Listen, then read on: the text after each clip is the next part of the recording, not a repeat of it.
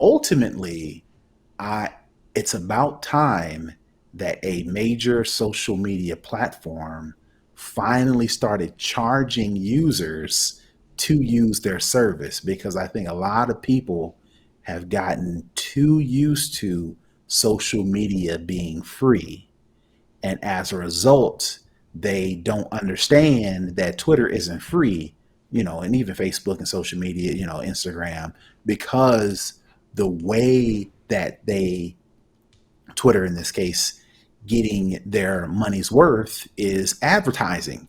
I would Mm-hmm. much rather pay $1, $2, in this case $3 a month, in order for my Twitter feed to be my Twitter feed, and it's not inundated with algorithms, with advertising, with promoted tweets, because that's how Twitter makes their money. I much rather pay for a service that I use versus use a service for free and then have that service figure out how they're going to get paid, which cheapens, in my opinion, cheapens the experience that I'm using. So I'd much rather pay to get the experience I want versus getting an experience because it's free, if that makes sense. Yeah. So on the small Yeah. That on the small scale, I can see the value in what they're charging for, but ultimately, I would prefer all of the social media services charge in order to give me the experience that I'm actually looking forward to.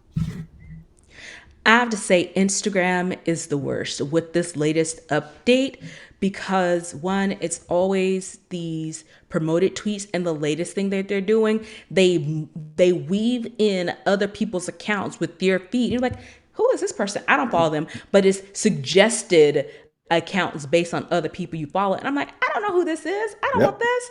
And it's Yep. just like, I just spend time constantly saying, not interested, not interested. I don't Hmm. care who this person is. If I wanted to follow them, I would, and I don't want to. So I'm not. So I definitely think it is a use case. It'll be interesting to see,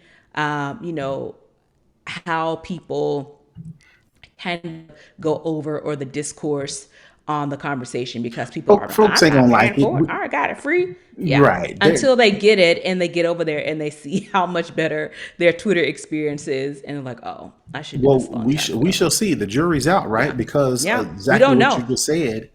People are so used to Twitter being free that any sort of charge is going to feel like you know it's not what they're used to. It's not what they're getting. I'm used to Twitter being free, and I'm not paying for it when y'all been giving it away for free for so long. I don't think people are even going to bother. So it'll be interesting to see how powerful or how feature packed Twitter can make paid Twitter Mm-hmm. in order for to pull people over, because I think a lot of people are just used to Twitter being free, and they'll just deal with all the little gripes that we've had because Mm-hmm. it's free. It's free. Now, if Twitter really wants to pull people over, just these couple of features ain't gonna cut it.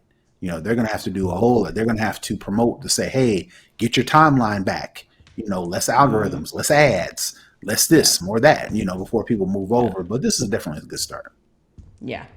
And I ultimately think people will shift gears.